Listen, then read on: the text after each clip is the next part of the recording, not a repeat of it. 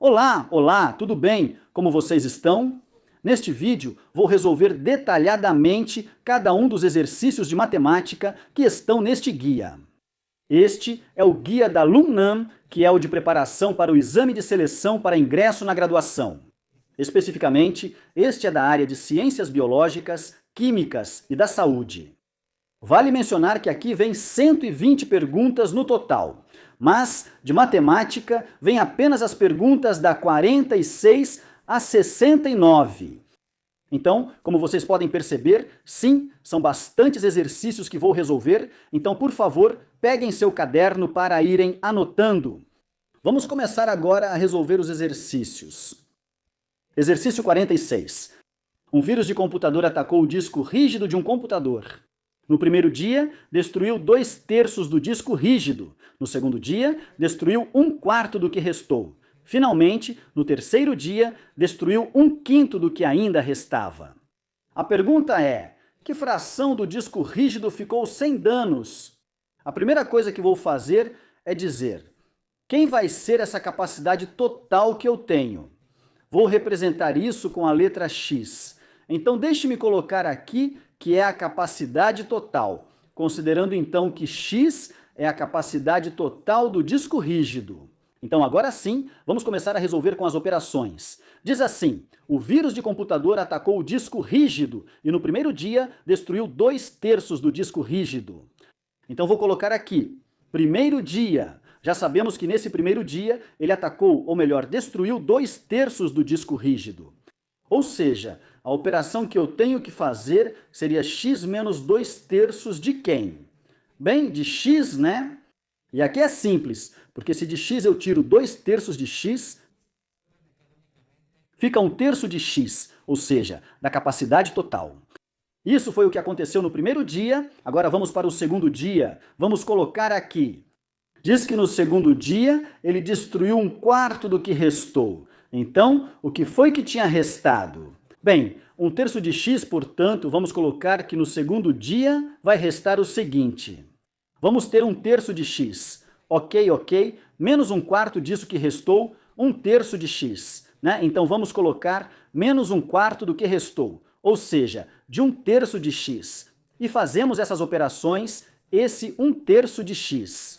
Por enquanto, vou deixar assim, e aqui vamos resolver. Essa multiplicação de frações é feita multiplicando numerador por numerador, 1 vezes 1, 1 sobre, e multiplicando denominador por denominador, 4 vezes 3, 12. E deixamos o x pronto. Nesse caso, como temos terços e dozeavos, podemos convertê-los em dozeavos, transformar esse 1/3 em dozeavos, para poder fazer a subtração de frações homogêneas, certo? Então vamos lá, multiplicamos o numerador por 4 e também o denominador por 4. Insisto, por quê? Porque eu quero que tenhamos frações homogêneas. Então vamos lá. 1 vezes 4 é 4 sobre 3 vezes 4, que é 12. O que significa isso? Quero que percebam que 1/3 é equivalente a 4 dozeavos, certo? Bom, vou continuar. A isso eu vou subtrair então 1 dozeavos de. E agora sim, já temos uma operação bem simples. 4 dozeavos de x menos 1 dozeavos de x. Então me resta no total 3 dozeavos de x.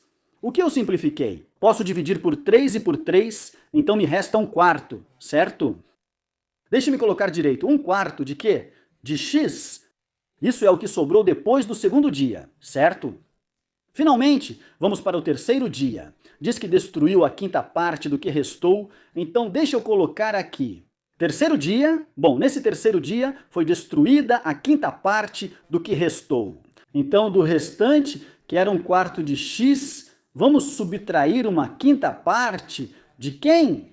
Ou seja, desse quarto de x que sobrou, fazemos algo parecido com o que acabei de fazer, ok? Então vamos lá, vou fazer aqui. Esse 1/4 de x eu vou deixar por enquanto e vamos fazer multiplicação de frações. 1 vezes 1 é igual a 1 sobre 5 vezes 4, que é 20, o que é x. Novamente, vamos procurar uma fração equivalente a 1/4, mas que seja em 20avos, para que possamos fazer uma subtração direta. Aqui eu posso multiplicar por 5 e também por 5 para poder encontrar a fração equivalente a 1/4, mas que já seja em 20avos. 1 vezes 5 são 5, colocamos sobre. 4 vezes 5, que são 20, e colocamos A. A isso vamos subtrair um 20, aqui vamos nós, pronto. Bom, então fazemos assim, se tivermos a visão da criação, vai combinar com futebol, com Mendoza, por aí vai. Você pode dividir por 2 e por 2, e depois de novo por 2 e por 2, ou seja, dividir o numerador por 4, e também o denominador por 4. 4 dividido por 4 é 1, em 45. Isso que está aqui, então, já é de x, ou seja, o que sobrou no final é 1/5 de x. Então, na pergunta que diz, qual fração do disco rígido ficou sem danificar? Então, é 1/5 de x, ou seja, 1/5 da capacidade total. Portanto, vamos marcar a alternativa. Pronto, terminamos, já era. Então, temos a resposta do exercício número 1. Vamos para o exercício, quer dizer, o 46, desculpa. Vamos para o exercício número 47. O exercício 47 diz o seguinte: ao desenvolver x² menos 3, e isso ao cubo, obtemos, e também nos dão 4 possíveis opções de resposta. Olhem, essa dá para responder realmente super rápido. Porque vocês devem lembrar que quando temos um binômio, seja ele elevado ao quadrado, ao cubo, à quarta potência, à quinta potência, sempre, se tivermos aqui no meio um sinal negativo, então no resultado, ou seja, no desenvolvimento, os sinais precisam se alternar, começando sempre com positivo. Então, como aqui tem negativo, necessariamente, no desenvolvimento, vamos ter um polinômio com sinais alternados, começando com positivo, então vamos ver qual está assim. Vejam que aqui temos positivo, negativo, positivo, positivo. Então, os sinais não estão alternados, portanto, a resposta não é A. Vamos ver direito. Positivo, positivo, negativo, positivo. Também não estão alternados os sinais, então também não é a resposta correta. Letra C, positivo, bom aqui. Positivo, negativo, positivo, negativo. Essa pode ser a resposta. Então vou marcar com um tique. E na última temos positivo, positivo. Já vimos que não é, né? Então vejam, assim rapidinho, já tenho que a resposta correta é a letra C. Já está resolvido, mas vamos lá de qualquer forma, vocês estão aqui para aprender. Então é importante que vocês também vejam como podemos resolver, mesmo que não usemos esse truquezinho. Ou seja, quero dizer, o que aconteceria se houvesse duas alternativas que também tivessem os sinais alternados? Então teríamos que ver o que mais podemos fazer. Portanto, então, não bastaria apenas isso que acabei de fazer agora, certo? Ou seja, é preciso saber resolver. Então vamos lá, vou mostrar para vocês como se resolve. Olhem, aqui. É preciso lembrar que quando temos um binômio ao cubo, quando também temos negativo, o desenvolvimento tem que ficar da seguinte maneira. Vamos colocar o cubo do primeiro. Depois, menos o triplo produto do quadrado do primeiro pelo segundo, depois mais o triplo produto do primeiro pelo quadrado do segundo e depois menos o cubo do segundo. Ok? Isso é para quando nós temos um binômio ao cubo. Na verdade, esse desenvolvimento vem do triângulo de Pascal, desculpa, então se vocês não sabem como se chega a isso, procurem por favor triângulo de Pascal. Grageda. Nesse vídeo, eu expliquei justamente como chegar a esses desenvolvimentos.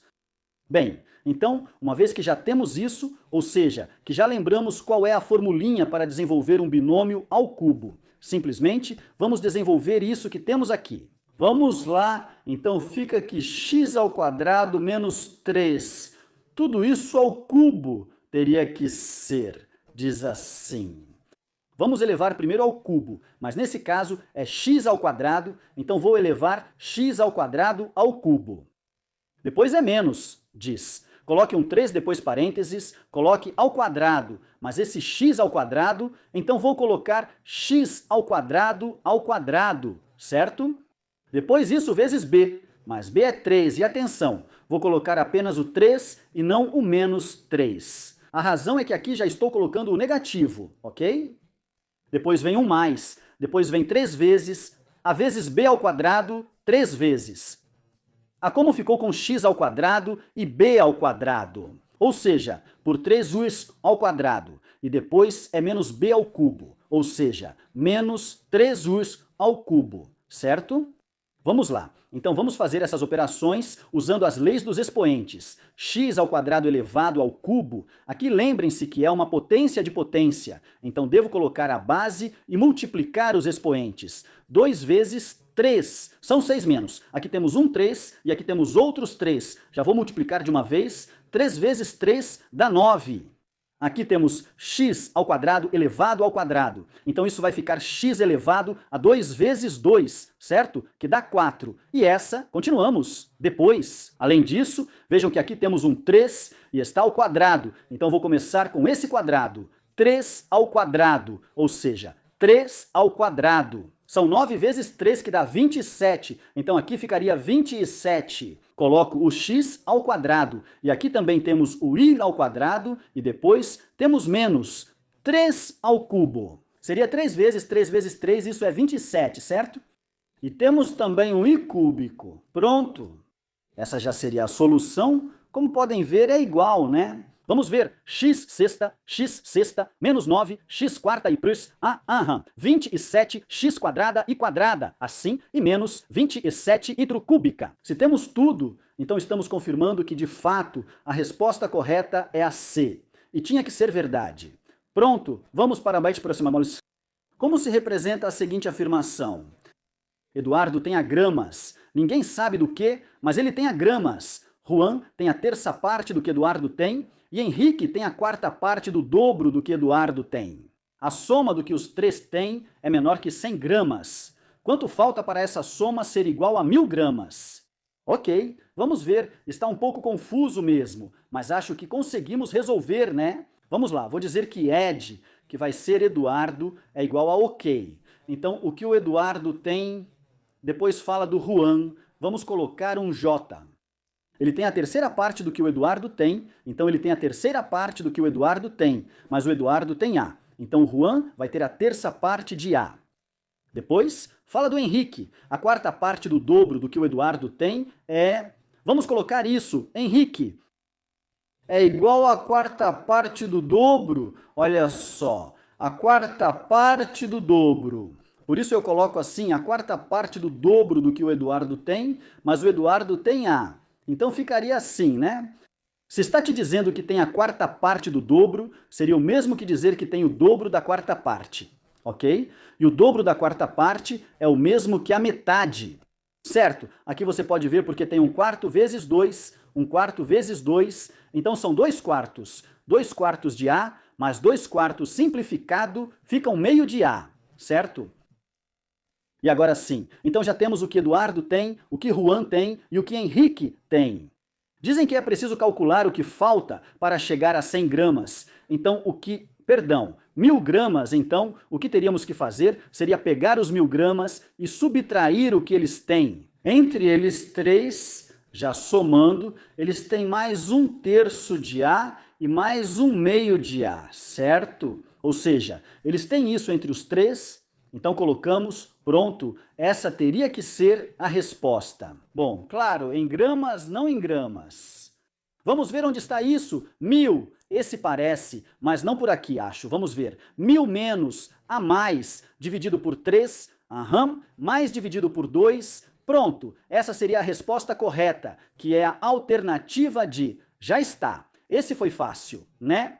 Vamos lá, vamos para o próximo exercício, número 49, diz... Obtenha os valores de x ao resolver x ao quadrado mais 3 mais 2 igual a 0. Olhem, nesse caso a gente pode brincar um pouquinho com as respostas. Por este motivo, quero que vocês percebam que este coeficiente é positivo, este é positivo e este é positivo. Eu pergunto para vocês como pelo menos um desses três termos deveria ser... Para que a soma seja 0, como pelo menos um desses três deveria ser. Bem, pelo menos um desses três precisa ser negativo, certo? Ou seja, não tem como eu somar 3 positivos e dar 0. Não tem como, né? Portanto, necessariamente, esses três tem que ser negativos. Pelo menos um tem que ser negativo. Então, se vocês perceberem, se eu substituir, por exemplo, os valores que estão no item A, ou seja, se eu disser, por exemplo, que x é igual a 1, não tem como dar zero, porque ficaria 1 mais 3 vezes 1 mais 2. Isso não dá. Zero, evidentemente, também não vai dar se eu colocar 1, 2, porque estou somando positivos. Então, necessariamente, as respostas têm que ser negativas. Ao resolver uma equação quadrática, há duas soluções, certo? Então esse não pode ser porque tem positivos, esse também não porque tem positivos, esse pode ser porque tem negativos, e esse poderia ser esse, mas esse não. Então também não é a alternativa D, então pronto, a resposta correta é a alternativa C. Terminamos. É tudo o que temos que fazer agora. Eu sei que agora que estamos praticando, é importante que a gente explore um pouco mais para ver. Bom, primeiro para garantir que estamos certos, mas também para que possamos ter diferentes caminhos e resolver os exercícios, não só de uma única forma, né? Então aqui a gente tem tempo de resolver por outro caminho diferente, mas pensem que na prova, realmente não. Se na prova você já viu que a resposta é a C, então pronto, faz e segue em frente, ok? Bem, agora vou resolver esse mesmo exercício, mas agora vou fazer vou fazer por fatoração.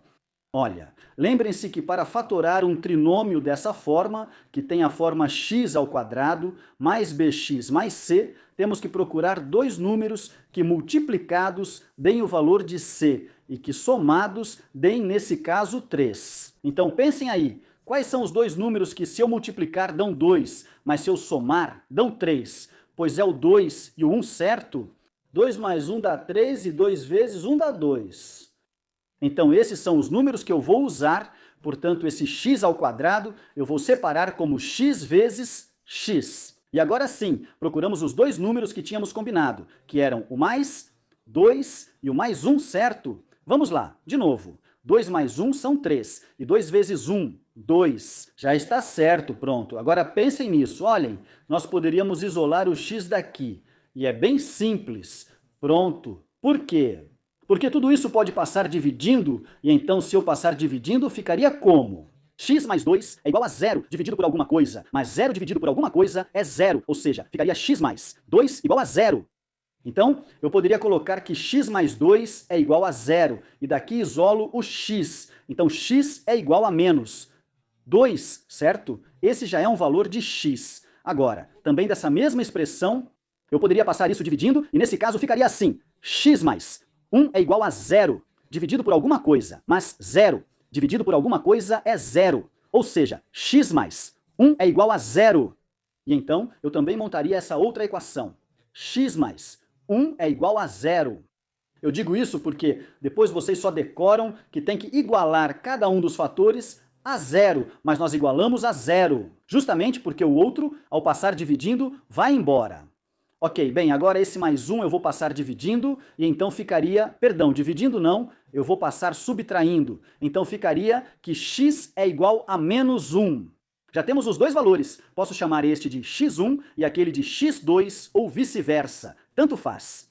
Então as soluções são que vale menos 2 e menos 1, pois são as mesmas, certo? Aqui estavam ao contrário, menos 1 e menos 2, mas é exatamente a mesma coisa. Já está pronto, pois resolvemos também o exercício número 49. Vamos para o exercício número 50. Seleciono a desigualdade que tem como solução o conjunto. E aqui temos um colchete menos 4/6, vírgula, infinito, e um colchete aberto. De início, aqui eu digo para vocês que aqui não pode ser com colchete, ou seja, aqui necessariamente tem que ser um parêntese. Lembrem-se que, bem, não podemos alcançar o infinito, portanto aqui tem que ser um parêntese. Esse foi um erro, e além disso, aqui também tem outro erro, que é isto. Vejam, não deveria dizer desigualdade, aqui na verdade deveria dizer inequação. Quando temos uma inequação, bem, essas que estão aqui são realmente inequações. Se tivéssemos apenas, por exemplo, 5 menor que 8, bem, isso aqui é uma desigualdade. Mas do jeito que estão aqui as respostas, na verdade são inequações. Tudo bem, então? Bom, esse problema tem bastante erro, mas mesmo assim dá para responder, ok? Então, novamente, vamos selecionar a inequação que tem como solução, que tem como solução o conjunto. De menos 4 sextos, incluindo o menos 4 sextos, até o infinito. Olhem, pronto, vamos fazer aqui. É importante que primeiro a gente visualize a que isso se refere, ou seja, o que quer dizer com esse negócio de menos 4 sextos até o infinito. E não é difícil de entender. Olhem, vou desenhar uma reta numérica e vamos colocar aqui, por exemplo, o menos infinito e aqui o infinito. Agora vamos colocar o zero em algum lugar, vamos supor aqui, e vamos localizar o menos 4 sextos. Menos 4 sextos é o mesmo que menos 2 terços. Seria um pouco mais, mas com uma parte a menos. À esquerda do menos 0,5 não são menos. 2 sextos são menos 0,6, mais ou menos. 0,6, 66, certo? Bom, a questão é que está à esquerda, né? Aqui temos o menos 4 sextos, certo? Está à esquerda do zero. Ok, agora está dizendo que é o intervalo que vai de menos 4 sextos até infinito. E também está dizendo que inclui o menos 4 sextos. Por essa razão, tem um colchete. Então vamos colocar uma bolinha, vamos preenchê-la. E agora vamos seguir. Desculpa, para a direita, já que está dizendo que vai até o infinito. Ok, então todos os valores que satisfazem essa inequação vão de menos 4 sextos até o infinito. Ou seja, se eu substituir, por exemplo, um zero na inequação, isso teria que ser satisfeito. Se eu substituir, por exemplo, um 100, que suponhamos, aqui também teria que ser satisfeito. Por quê? Porque se supõe que tem que ser satisfeito. Para todos esses valores que eu vou chamar de x, para todos esses, ok, os que estão no intervalo que o problema está dando. Então, o que eu vou fazer é simplesmente substituir por um valor de exemplo, ou seja, um valor que seja simples. Por exemplo, eu digo que vou substituir pelo zero porque o zero bom, porque com o zero, desculpa, se supõe que tem que satisfazer. Então vamos lá, substituímos por zero, beleza? Onde? Bem, em todas essas, para ver qual faz sentido, vou fazer aqui rapidamente, porque é simples. Colocamos um zero, então ficaria menos 4 vezes zero, que é zero. Então tudo isso já daria zero. Agora está ficando apenas menos 6 menor ou igual a zero sim. Menos 6 é menor ou igual a zero. Então, esse aqui está certo. Vamos ver os outros. O que acontece? Se eu colocar um zero aqui, então ficaria 4 vezes zero e 4 vezes zero. É zero, ou seja, tudo isso daria zero e então ficaria zero mais 6, que é 6. E 6 é menor ou igual a zero. Não, né? Então quer dizer que essa não pode ser a resposta, ou seja, essa não é a inequação da qual estão falando? Já deu para entender? Vamos ver, vamos para o outro. Aqui, por exemplo, se eu coloco um zero aqui, faz com que tudo isso vire zero, certo? Tudo isso? Então fica menos 2 menor ou igual a zero, e isso é verdade, né? Menos 2 é menor ou igual a zero, e por fim eu coloco um zero aqui. Então ficaria 3 vezes zero, que dá zero, e aí ficaria zero mais 2, que é 2, e 2 é menor ou igual a zero. Não, então também não pode ser solução. Já temos então duas possíveis opções de resposta. Quero que vocês vejam que são muito parecidas, só que aqui tem uma pequena diferença, né? Aqui temos um 3, e aqui temos um 4, certo? Aqui temos um 6, aqui temos um 2, mas os sinais são muito interrelacionáveis. Então, o que vou fazer a seguir é resolver as inequações, tanto a A quanto a C. Não todas, porque já vimos que A e AD não são. Então, vamos lá. Resolvemos a equação A. Permita-me, vou reescrevê-la aqui de novo. Que é menos 4x menos 6 menor ou igual a zero. E olha, vou me dar a liberdade de resolvê-la como se fosse uma equação. Então, aqui vou colocar menos 4x menor ou igual. E esse menos 6 eu vou passar como mais 6, esse menos 4. Como está multiplicando, vou passar dividindo. Mas existe uma regra, uma regrinha que diz que se você for passar multiplicando ou dividindo por um número negativo, deve inverter a desigualdade, então nesse caso devemos inverter. Esse menor ou igual a x se transforma em um maior ou igual, esse 6 a gente deixa, e esse menos 4, então agora sim vamos passar. Agora só vou ajeitar um pouco isso. Fica assim, então que x é maior ou igual a mais? entre menos, menos. E temos aqui os 6/4, olha, vejam que a resposta é parecida. Mas aqui a gente não tinha que x fosse maior ou igual a menos. 6/4. A resposta era que x fosse maior ou igual a menos. 4/6, não menos.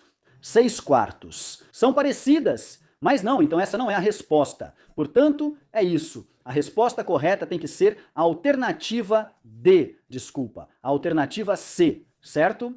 Vamos lá. De qualquer forma, eu vou resolver para que vejam que temos que chegar a essa mesma solução. Então, novamente, permitam-me, vou copiar nossa inequação e vamos resolvê-la seguindo as mesmas regrinhas que acabei de comentar.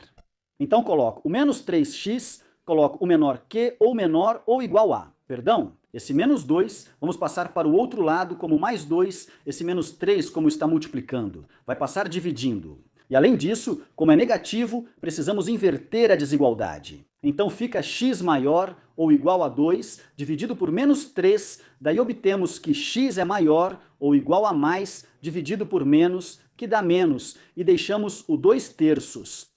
Percebam que aqui, mesmo sem aparecer, já temos a solução, certo? Porque vou multiplicar tanto o numerador por 2, quanto o denominador por 2. Ou seja, multiplico por 2 e por 2. 2 vezes. 2 são 4 sobre 3 vezes. 2 que são 6.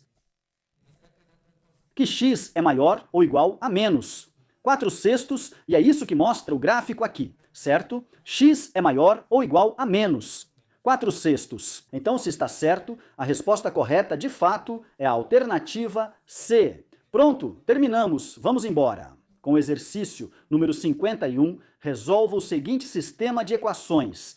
Temos aqui o sistema e nos dão 4 possíveis opções de resposta. Vejam aqui, nós começamos vendo o que é mais conveniente resolver. Vamos ver a que me refiro com isso quando digo o que é mais conveniente resolver. Eu digo isso porque muitas vezes as pessoas simplesmente chegam e tentam aplicar algum método sem realmente perceber o que seria mais simples, o que seria mais rápido. Aqui, por exemplo, um dos métodos rápidos seria o de eliminação, que também é conhecido como método da soma e subtração, ou método de redução. Mas muitas pessoas dizem, primeiro vou eliminar os x. Calma, não é necessário que primeiro eliminem os x. Além disso, aqui, para poder eliminar os x por esse método, na verdade, isso é bastante complicado. Bom, não tanto, mas é mais complicado. Seria muito mais simples eliminar primeiro os x's. Por quê? Porque eu poderia multiplicar, deixa eu colocar em vermelho, eu poderia multiplicar a segunda equação, por exemplo, por 5, e se eu multiplicar a segunda equação por 5, quero que você perceba que já podemos eliminar os x e seria muito mais rápido, certo? Então, se eu eliminar os x, já posso saber quanto vale x, e se eu posso saber quanto vale x. Então, possivelmente, eu já tenho a resposta. Então, vamos lá, vamos avançar. Vou copiar o 3x mais 5, desculpa, que é o que estão me dando aqui, igual a 7. Multiplicamos a segunda equação por 55. Por 2x dá 10x. Depois 5 vezes menos dá menos 5. E do lado direito temos 5 vezes menos 4, que dá menos 20. Nesse caso, é melhor somar as duas equações, já que esses dois sinais são diferentes. Então vamos lá, vamos fazer as operações. Fica 3x mais 10x. No total dá 13x. Depois temos 5 e o mais menos 5 ista. Então esses se anulam. E do lado direito temos 7 mais menos 207 menos 20, então fica menos 13, certo? Finalmente, temos que x é igual a menos 13, dividido por esse 13, que vai passar dividindo, e, bom, menos 13 dividido por 13 é igual a menos 1. X tem que ser menos 1. E pronto, já está. A resposta correta será na alternativa C, certo? Porque você vê que é a única que tem. Que x vale menos 1 aqui, temos que x vale menos 2 aqui, menos 2. E aqui? Então, essas não são solução? Vamos ver, teria que acontecer que, quando eu substituir o valor encontrado de x em qualquer uma dessas duas equações, tem que me dar o valor de x, certo? Tem que dar. Se não, então quer dizer que eu errei. Vamos ver, vou substituir, por exemplo, na primeira, ok. Não está tão simples, mas vamos substituir ali. Então fica 3 pelo valor de x, que é menos 1 mais 5 vezes y é igual a 7. Vejam, estou substituindo. Aqui faço as operações. 3 vezes menos 1 fica menos 3, mais 5 igual a 7. Esse menos 3, passamos ele somando. Então fica aqui 5 é igual a 7 mais 3, que é 10, certo? E agora esse 5 passamos dividindo? Então fica aqui que é igual a 10 dividido por 5. E cubiês, e é isso dá 2, portanto, e é igual a 2. E vejam que também tínhamos isso, e é igual a 2. Pronto, já está simples, né? Vamos avançar. Vamos para o exercício número 52. Esse exercício vai demorar um pouquinho mais. Mas não fiquem desesperados, porque vou falar várias coisas que considero totalmente necessárias para vocês levarem em conta. Diz o seguinte: determine o conjunto imagem da função f de x igual a 5 menos 3 vezes, parêntese, x menos 2 ao quadrado. Vamos lá, vou começar fazendo um pequeno esboço do gráfico, me permitam, vou fazer aqui. Bom, vou desenhar primeiro o plano cartesiano e depois faço um esboço do gráfico. O que eu quero agora é que vocês percebam primeiro o que é o conjunto imagem, porque vamos falar de domínio e conjunto imagem em alguns exercícios. Vou explicar para vocês o que são domínio e conjunto imagem. Mesmo que seja em termos bem simples e também, mesmo que seja em termos, como eu disse, não necessariamente muito... Qual palavra eu uso? Como muito formais, não vai ser muito formal o que eu vou dizer, ok? Mas vai ajudar vocês a resolverem a prova. Olhem, imaginem que vocês têm, por exemplo, essa curva. Bom, suponhamos que eu quero que termine aqui. Pronto, temos essa curva assim. Vou colocar alguns números aqui, só para que dê para ver até onde ela está indo. Então, primeiro temos menos um bom, aqui vou colocar uma escala. Aqui é 1 e aqui é 1, ok? Então vamos lá, aqui seria menos 1, menos 2, menos 3, menos 4, menos 5. Então essa chega até menos 5, ok? Esse é um valor importante. Também preciso do valor até onde chega aqui em cima. Então seria 1, 2, 3, 4, 5, 6 e 7. Então aqui tem um 7. Também preciso do valor que chega aqui embaixo. Então, suponhamos que chega só até aqui e já volta. Então temos 1. E então vamos lá. 2 e para a direita. 1, 2, 3, 4, 5, 6, 7, 8. Então aqui seria até 8. Beleza, já temos alguns valores importantes. Insisto que quero que vocês tenham ao menos uma noção do que é domínio e contradomínio. Olha, em termos bem simples, o domínio vai ser esse intervalo de valores que a função pode assumir. Ok? Em x, desculpa, é o L1, é o intervalo, de valores de x que a função pode assumir, e o contradomínio é esse intervalo de valores. Mas visto a partir de ir, que a função pode assumir. Ao que me refiro? Olhem, vem que a função em relação a x, vou me colocar aqui em relação a x. Ou seja, vou olhar para cima ou vou olhar para baixo. Essa função começa em menos 5, mas eu posso continuar andando para cá. E sempre que eu olhar, vou encontrar a função. Sempre agora. Sempre que eu olhar para cima, para baixo, agora. No momento em que eu chegar aqui, eu já não vou olhar para cima, mas vou olhar para baixo e continuo encontrando a função. Então, continuo andando aqui, paro de olhar para baixo, começo de novo a andar, a olhar para cima, e continuo olhando para cima e continuo encontrando a função. Até aqui, só isso. Bom, então o domínio vai ser justamente esse intervalo de valores em relação a x, ok? Ou seja, andando pelo eixo x e olhando para cima e olhando para baixo, nos quais eu consigo ver a função. Portanto, quando te perguntarem o domínio, você tem que fazer o seguinte. Imagine que você vai fazer vários risquinhos. Deixa eu apagar isso rápido. Você vai fazer vários risquinhos, mas verticais, e vai prestar atenção em qual intervalo. Se você está tocando a função, isso vai ser o seu domínio, porque se eu risco assim, por exemplo, não estou tocando a função. Ou, bom, a curva eu não estou tocando aqui. Também não, também por aqui já não. Mas eu já sei que se eu começo do 5 aí sim toca. E até onde no máximo? Bom, desde o menos 5, desculpa. E até onde no máximo? Até o 8. Esse é o domínio, beleza? Esse intervalo vai ser o domínio visto a partir de x. Então não esqueçam disso. Portanto, o domínio nesse caso vai ser esse conjunto de valores que vai desde menos 5, incluindo o 5, até 8, incluindo o 8. Por isso uso colchetes, esse é o domínio. E o contradomínio é bem semelhante. Agora, a diferença é que você vai se deslocar no eixo dos is. Então, agora imagine que você tem como um porão ou uma escada que vai para baixo e uma escada que vai para cima. Agora, a diferença é que você não vai virar para cima e para baixo, mas sim vai virar para a direita e para a esquerda, ok? Então, vem cá, você vira para a direita. Você vê a função, continua subindo a escada e vira e vê a função. Ou então, a curva continua subindo e você vira para a direita e para a esquerda, para a esquerda. Se tem função, continua, você continua aqui. Se tem, vê que tem. Continua, você continua e até aqui tem. Mas depois, se você subir um pouquinho mais, aqui já não encontra nada, para nenhum dos dois lados. Portanto, isso quer dizer que até lá você não pode ir, só pode chegar. Até qual valor máximo? Até 7, certo? Agora, no mínimo, até que valor você poderia descer e ainda ver a função? No mínimo, até o menos 2.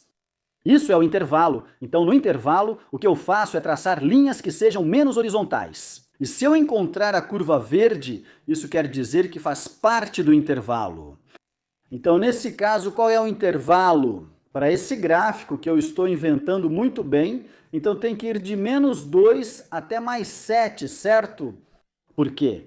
Porque o menos 2 é o menor valor que eu posso observar, enquanto o maior valor que eu posso observar em relação ao eixo do. E não se esqueçam, pois é o 7, então vejam, aqui está o menos 2 e aqui está o 7, certo? Então, nesse caso, o intervalo ficaria assim, de menos 2 até 7, pronto. Isso seria, então, em termos bem gerais, o intervalo.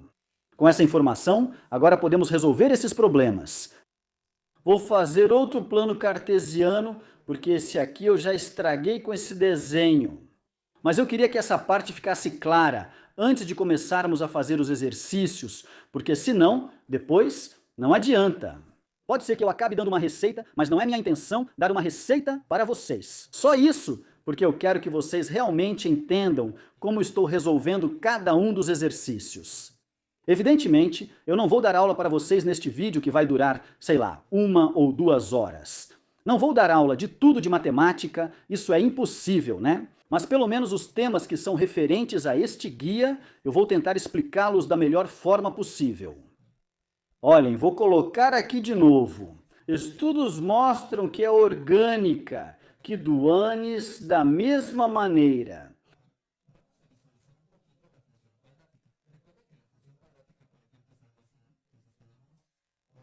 Criação.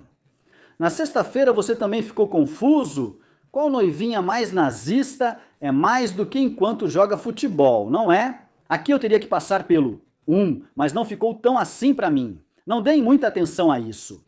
O que eu quero é que simplesmente percebam que eu estou representando a função f de x igual a x ao quadrado, por enquanto.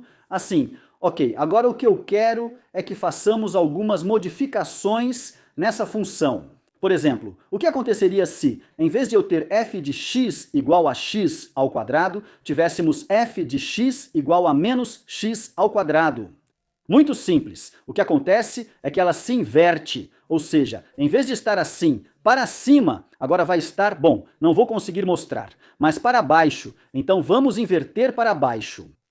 Então, permitam-me, o desenho ficaria, imaginem como se eu colocasse um espelho aqui e simplesmente refletisse. Então, este é o gráfico da função menos x ao quadrado, certo? Não se esqueçam disso. Agora vamos ver outra coisa. O que aconteceria se agora eu tivesse f de x igual a, abro parênteses, coloco x mais 3 e elevo ao quadrado? Bom, nesse caso, o que vai acontecer é que o gráfico vai se deslocar 3 unidades para a esquerda. Atenção, para a esquerda. Quando eu somo dentro do parêntese, vou deslocar a função, bom, o gráfico, a função 3 unidades, mas para a esquerda. No caso de eu subtrair, atenção, no caso de subtrair, eu desloco para a direita. Então, como aqui nós temos x mais 3, isso quer dizer que está sendo deslocado. 3 unidades para a esquerda. 1, 2, 3. Qual está sendo deslocada? pois a verde, ou seja, essa que era x ao quadrado, então ficaria algo assim, olhem, bom, de novo ficou feio, mas algo assim está certo e falta mais uma coisinha. Agora, imaginem que tivéssemos f de x igual a x ao quadrado mais 3. Se nós estamos somando fora, ou seja, que não temos, que não está dentro do parêntese como aqui, o que vamos fazer é que o nosso gráfico original, que era x ao quadrado, agora vamos subir. O número de unidades que disser ali, nesse caso diz mais 3, então vai subir 3 unidades. Então essa verde eu vou deslocar para cima. 1, 2 e 3 unidades, e aí eu volto a desenhar o gráfico verde, certo? Então, quero que vocês vejam aqui de forma geral tudo o que estou dizendo. Olhem, essa é a original. Se for negativo, invertemos. Se a gente soma, então se desloca para a esquerda a quantidade de unidades. Que diga aqui, desde que esteja dentro do parêntese, se subtrairmos dentro, então se desloca para a Então lembrem-se, se somar, vai para a esquerda, se subtrair, vai para a direita, desde que seja dentro do parêntese, ok? Agora, o que acontece se somar fora? Sobe. O que acontece se subtrair fora? Ou seja, se tivéssemos x ao quadrado menos 3, então desce 3 unidades, e aqui a gente desenha. E além disso, uma coisinha que ainda está faltando é, o que aconteceria? Vamos ver, vou colocar aqui com a cor preta. O que aconteceria, por exemplo, se tivéssemos f de x igual a 10x ao quadrado? Bom, nesse caso, o que vamos fazer é que o gráfico da parábola vai se comprimir. Então, ao invés de ficar assim, olhem para as minhas mãos, vai acontecer isso, ok? Então, quanto maior for esse coeficiente, por exemplo, se fosse 30 ou 40, cada vez mais, vamos comprimi-la. Então, nesse caso, vamos comprimir o nosso gráfico original, que era o verde, suponha que já ficaria algo bem comprimido. Por exemplo, algo assim. Beleza! E lembrem-se, quanto maior for esse valor, mais se comprime. Agora também pode dilatar, ou seja, ficar um pouco mais larga. Isso seria se os valores oscilarem entre 0, sem tocar o 0 até 1, sem tocar o 1. O que eu quero dizer com isso? Por exemplo, se fosse f de x igual a 0, 0, 2x ao quadrado, nesse caso essa parábola vermelha, quer dizer verde, teria que ficar mais gordinha, ou seja, ela vai se dilatar. Ok, bem, com toda essa bagunça aqui. Agora sim, já estamos em condições de fazer o gráfico da nossa função. Evidentemente, não necessariamente, pois temos que fazer o gráfico para poder resolver esse exercício, ou seja, esse não. Mas era necessário que vocês soubessem como podemos visualizar a função quadrática? Porque possivelmente vocês vão ter outro exercício em que realmente vão precisar usar todos esses conhecimentos que acabei de compartilhar com vocês. Vamos lá, então vamos fazer um esboço disso, certo? Vejam tudo o que tem aqui. Primeiro começamos com este aqui, não é? Esse número está somando 5 mesmo estando no início, ou seja, é como se eu colocasse aqui desse lado. 3 mais x ao quadrado é o mesmo que x ao quadrado mais 3, certo? Então, como tem um 5 do lado de fora? O que isso quer dizer? Que o gráfico, ou melhor, toda a parábola, se você quiser pensar assim, subiu, certo? Quanto? Bem, 5 unidades, então vamos lá, vamos marcar. 5 para cima, 1, 2, 3, 4, 5. Então vai por aqui, certo? Pronto? Agora, reparem que tem esse negativo, que é o coeficiente desse menos 3. Ou seja, seria mais ou menos como isso que eu tenho aqui. O que isso quer dizer? Que vai para baixo, certo? Ou seja, que estende seus ramos para baixo. A parábola, portanto, vai ter que ser algo assim, certo? Daqui a pouco a gente desenha. O que mais temos? Temos um menos 3. O que isso quer dizer? Que ela está meio achatada, né? Mas isso realmente não vai interferir na resposta do exercício? Mas isso sim, né? Porque aqui está dizendo que é x menos 2, o que quer dizer x menos 2. Ah, isso quer dizer que está deslocada 2 unidades para onde? Para a direita, né? Então, para a direita, eu me desloco 2 unidades. Vou colocar o 2 aqui. Então, o vértice vai ter coordenadas, permita-me, vou colocar, mesmo que não esteja perguntando, 2 e 5, certo? O que mais sabemos? Bem, sabemos que o gráfico vai para baixo, né? E também sabemos que vai ficar mais estreito, porque tem um 3 pronto. Já temos. Então, o gráfico dessa função, evidentemente, não está ficando tão bonito, né? Se vocês colocarem essa função no GeoGebra, deve aparecer um gráfico bem parecido com o que mostro aqui, caso o gráfico não tenha ficado claro para vocês. Porque ela sempre vai descer, ok? Sempre. Então ela vai vir desde menos infinito, realmente até o infinito, pois não vai tocar até onde? Pois continua subindo, subindo, subindo, subindo, subindo, subindo, subindo, subindo, subindo. E chega até quanto? Até 5 no máximo. Portanto, a solução então seria que vai, aqui vai colchete, porque esse sim pode tocar. Seria então o intervalo que vai de menos infinito até 5. Isso também podemos expressar de outra forma. Certo? Se estou dizendo que vem desde menos infinito até 5, isso implica o quê? Então, que i tem que ser menor ou pode ser igual a quem? Então, a 5, certo? Ou seja, são todos os valores que são menores ou iguais a 5. Ou seja, daqui para baixo são os valores que o intervalo da função vai assumir, certo? Então, a resposta correta é y menor ou igual a 5, pois é a alternativa correta. Isso mesmo, y menor ou igual a 5. Pronto, terminamos. Já está, vejam, os próximos vão ser mais fáceis. Porque apesar de que também sejam de domínio, intervalo, como eu já expliquei um pouco sobre o que é isso, acho que podemos avançar, certo? Vamos lá, novamente. Já não vou explicar sobre domínio e intervalo, mas vou explicar brevemente como é o gráfico da função seno. E também, cosseno neste caso. E também vou explicar brevemente como cada um desses parâmetros vai afetar. Ou seja, o que acontece se eu mudar o 2, o que acontece se eu mudar o menos 3, o que acontece se eu mudar o 5. Realmente vai ser algo muito parecido com o que fizemos agora, ok? Olhem, o gráfico da função cosseno é mais ou menos assim. Começa por aqui. Vou dizer que começa, mas na verdade não há um início, só vai ficando desse jeito. Olhem, vai oscilando, não está ficando muito bonito. Mas imaginem algo assim, e também desse lado vai oscilando. Chega até o menos 1 sobe, até 1 chega, até o menos 1 sobe, até 1. Até o menos 1 sobe, até 1 e sempre vai fazendo isso.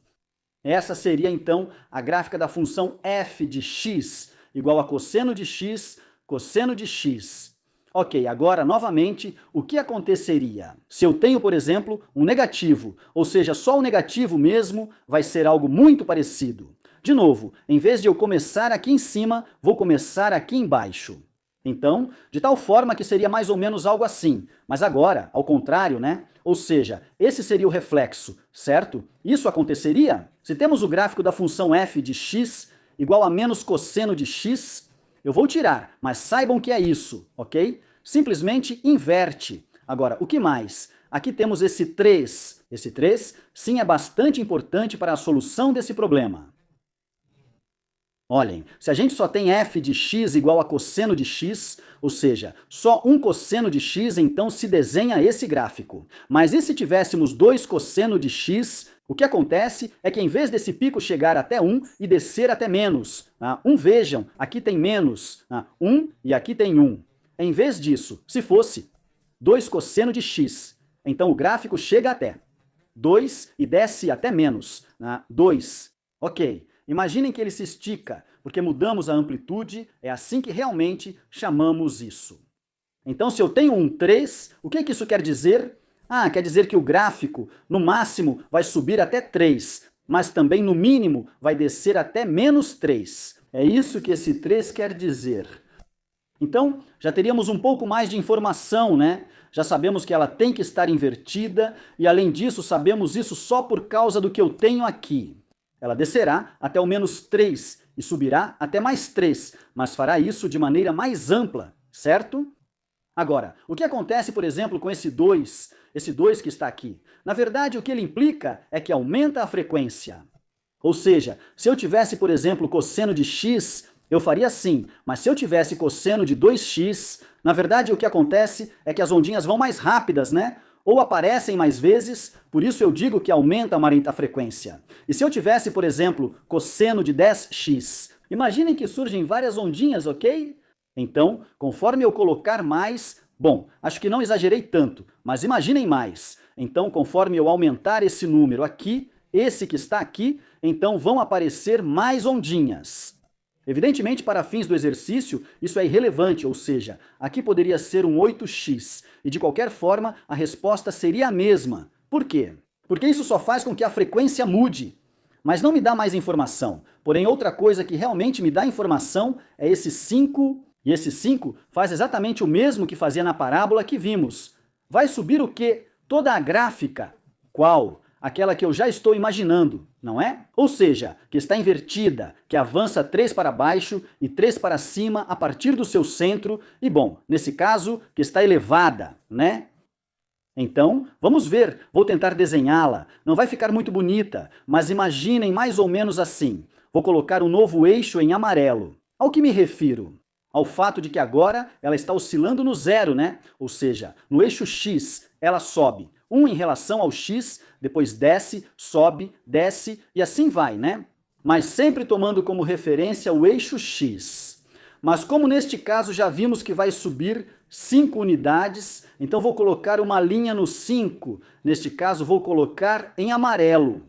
Aqui já não vou ter muito espaço, então deixa eu abaixar um pouco isso para que dê para ver, e então deixa eu já marcar tudo de uma vez. Temos 1, 2, 3, desculpa, 1, 2, 3, 4, 5, aqui já estava o 5, 6, 7, 8. Olha, estou marcando até o 8, porque eu já sei que a partir desse 5 eu tenho que subir 3 e depois tenho que descer. 3, certo? Por essa razão estou marcando esse 8. Vou fazer com a cor azul, então vamos ver se vai ficar bonito. Ok, vamos lá. Levando tudo isso em conta, agora vou oscilar no 5. Tínhamos combinado, tem que ser um menos 3, ou seja, em vez de começar aqui em cima e descer, vou ter que começar aqui embaixo e subir. Ok, mas eu tenho que descer 3 a partir daqui por causa desse 3. Então seria 1, 2, 3 a partir daqui. Então vou começar a oscilar. Além disso, a frequência já é um pouco maior, então farei isso. E o máximo tem que chegar até 8, certo? Por quê? Porque a partir do 5 tem que subir 3. Então, mais ou menos, teria que ficar assim. Olhem, teria que ser uma curvinha que sobe até 8, depois desce, depois sobe, depois desce. Está ficando horrível, né? Mas tudo bem, acho que dá para entender. Aqui também é a mesma coisa. Subo até aqui. Até o 8 desço, subo, bom, aí está, mais ou menos, né? Então agora sim, vamos calcular o intervalo, ver qual é o menor valor, qual que eu posso ver em relação ao eixo do 10. De novo eu viro para a direita e viro para a esquerda, né? Para poder ver o intervalo, vou começar com o intervalo. Nesse caso teria que ser daqui, que é 1, 2 até quanto? Vamos ver, o 3 sim, 4 sim, ou seja, para os dois lados eu encontro função. 5 também, 6 também, 7 também, 8 também, e aí já para por aí, né? Então tem que ir de 2 até 8, portanto, meu conjunto imagem vai ser aqueles que pertencem ao conjunto dos reais, de 2 até 8. Esse é meu conjunto imagem. Vamos ver, não sei se com isso já resolvemos a pergunta. Sim, com isso já. Olhem, a resposta correta é a alternativa D. Vejam, aqui está. É o intervalo de valores que vai de 2 até 8. Obviamente, incluindo o 2 e incluindo o 8. Já está aqui. Algo importante para dizer também é que o domínio, como vocês podem perceber, basicamente estão colocando o mesmo. Bom, aqui não, aqui estão colocando que vai desde menos infinito até menos infinito, isso estaria errado, não é? Mas reparem que nos outros ele coloca de menos infinito a mais infinito. Por quê? Porque esses gráficos, vou voltar a este aqui. Isso vai continuar sempre assim, ou seja, isso não termina, e também para cá sempre vai ser assim. E, obviamente, também aqui nós temos. Ou seja, realmente o domínio, desculpe, para a função seno, função cosseno, vai ser mais ou menos infinito, certo? Para a função tangente. Sim, muda, porque existem coisas chamadas assíntotas. Então, se vocês quiserem pesquisar um pouco mais sobre isso, eu já tenho vídeos onde expliquei o gráfico da função tangente. Bem, então é isso. Com isso, terminamos este exercício, deixa eu ajeitar um pouco de novo e vamos avançar. Vamos para o próximo exercício, que é o 54. Novamente, temos algo que tem a ver com funções trigonométricas. Diz assim: Selecione a função que tem um deslocamento de fase de π unidades para a direita. Ah, acabamos de ver isso, não é? Qual teria que ser essa se está dizendo que são π unidades para a direita? O que isso quer dizer? Que dentro do parêntese está somando ou subtraindo, ou seja, se tivéssemos x, diz que é para a direita, se eu quero que se mova para a direita, o que eu faço? Subtraio, certo? Dentro do parêntese, ou seja, nesse caso, vou ter seno de quem? Bom, está muito longe, né? Deixa eu ver, é que eu afastei muito. Seno de x menos π. Por que menos π? Porque está deslocado para a direita π unidades. Por essa razão, teria que ficar algo assim, certo? Então, a resposta correta é essa mesmo, seno de x menos π, certo? Seria então a alternativa C. Vamos ver, de qualquer forma, só para deixar bem claro como cada um desses parâmetros que estamos mexendo aqui afeta. Então vamos fazer uma pequena revisão para ver como esse aqui afeta, ou seja, o que realmente muda. Então lembrem-se que se temos dentro do parêntese e está multiplicando, o que muda aí? Nesse caso, vai mudar a frequência. Ou seja, se tivéssemos o gráfico da função seno de πx, o que veríamos é que isso faz com que ela oscile muito mais rápido, né? Ou seja, aumenta a frequência. Agora, o que acontece nesse caso? Que temos seno de x mais π. Como estamos somando π, isso significa que o gráfico se desloca para a esquerda. Ok, mas aqui queremos que fosse para a direita. Por isso essa foi a resposta certa, certo? E o que aconteceria com esta? Aqui estamos multiplicando o seno de x por π. Então isso faria? Deixa eu ver aqui. O que acontece é que a função ficaria mais larga, certo? Ou melhor, mais alta, ela vai se esticar, ou seja, mudamos a amplitude, certo? E então, como vocês podem perceber, cada um desses parâmetros, vou chamar assim, afeta a função de forma diferente. Então, aqui desloca, desculpa, para a direita, definitivamente, era a alternativa C, ok? Ou seja, onde estou subtraindo dentro do parêntese. Bem, vamos então para o exercício número 55, que novamente é uma função. Vamos ver aqui. De novo, já não vou explicar em detalhes sobre o domínio e o contradomínio, mas quero relembrar para vocês, mesmo que brevemente, como é o gráfico da função i elevado a x. Para isso, então, de novo, permita-me rapidamente fazer um esboço do gráfico. Olhem, vou colocar aqui o eixo x e o eixo y e vou fazer o gráfico. Bom, pelo menos vou tentar desenhar o gráfico da função f de x igual a i elevado a x. Vejam, essa é uma linha, ou melhor, é uma curva que vem muito próxima, mas muito próxima do eixo x. E aos poucos vai se afastando. Quando passa por aqui, passa pelo ponto 0,1 e depois começa a subir. Ok, então, bom, até que ficou bem bonito mesmo, hein? Então esse é o gráfico, ou bom, um esboço do gráfico de f de x igual a e elevado a x. Agora, o que acontece se a gente, por exemplo, colocar f de x igual a e elevado a 2x, ou i elevado a 5x, ou i elevado a 5x mais π, ou coisas assim? Na verdade, o que estaria acontecendo é só que mudaria o quão rápido cresce. Ou seja, eu poderia ter outra função, por exemplo, muito parecida, mas talvez essa venha por aqui mais rápido, ok? Ou seja, cresce mais rápido. Isso é a única coisa que vai mudar, mas na verdade, em relação ao alcance, não mudaria nada se a gente só mexer no expoente. O que é que realmente vai mudar quando você quiser? Perdão, o que é que realmente muda e que realmente afeta a sua resposta nesse caso? Bem, a única coisa que realmente afeta a sua resposta é esse 4. Por quê? Porque esse 4, lembrem-se que o que ele faz é o quê?